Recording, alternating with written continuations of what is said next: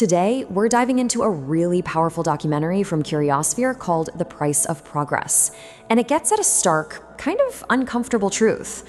While we are all so wrapped up in our own human dramas, there's a much bigger story unfolding, one that's going to define our entire future. So let's get right into it. Right at the start, the film hits you with this line, and man, it just perfectly captures the heart of the problem. It sets this tone of quiet urgency, While all of our attention is laser focused on the loud, angry arguments of human conflict, the silent collapse of our natural world, it just goes on, almost completely unnoticed.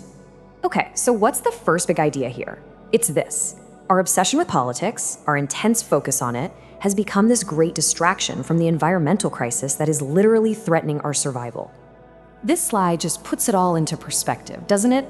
On the left, you've got the noise. This is our daily feed, right? Elections, wars, who's in power. This is what we're told matters most. But over on the right, you have the signal. These are the critical messages our planet is sending us. They're quieter, for sure, but they are infinitely more important. And this right here is a crucial point the source makes. It's a real gut punch. The Earth is going to be fine. It will survive. It's going to adopt and keep on going long after we're gone. This isn't really a story about saving the planet. It's a story about whether we can save ourselves from our own short-sightedness. So why? Why do we constantly choose the noise over the signal?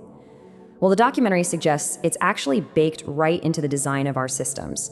And the reason, when you think about it, is frighteningly simple. And this really gets to the heart of it.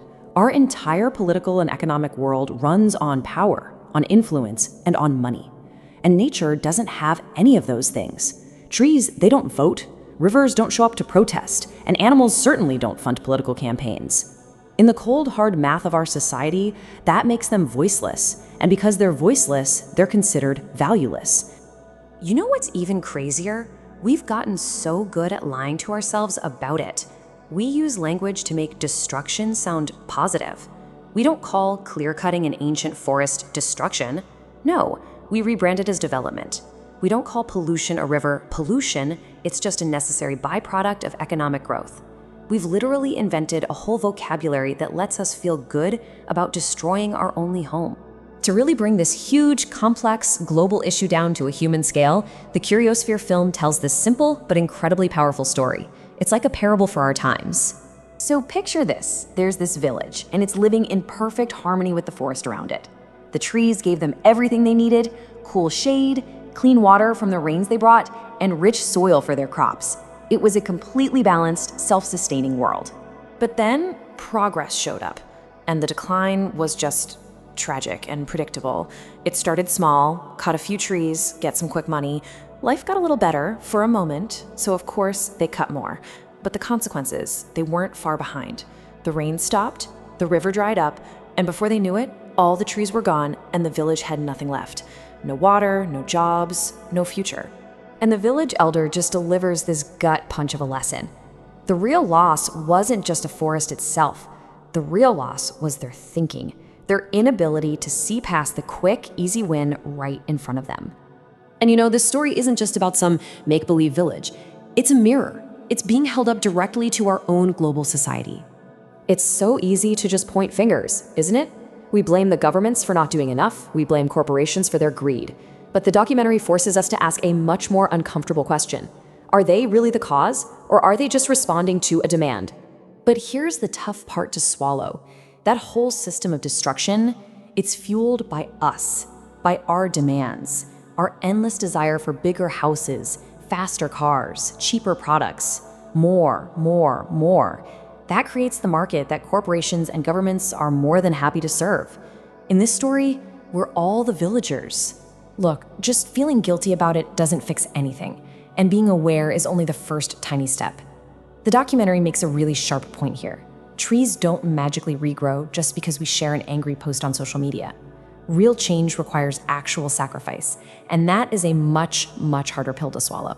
So, where does all of this leave us? Well, it boils down to a pretty stark choice we're all facing right now. This slide lays out the two paths ahead.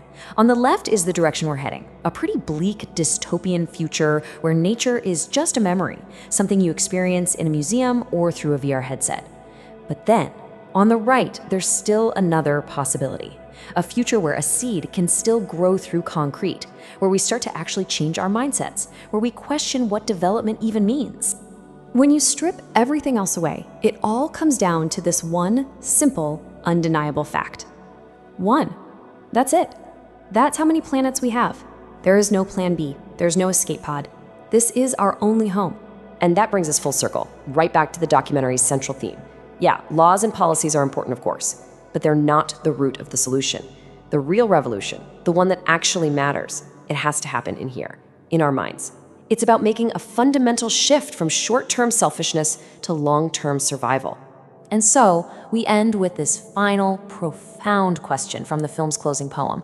It's a challenge to all of us to look past the daily noise of politics and power struggles and to focus on the only question that really matters. The story of humanity, it's still being written, and we are all holding the pen. So, how does it end?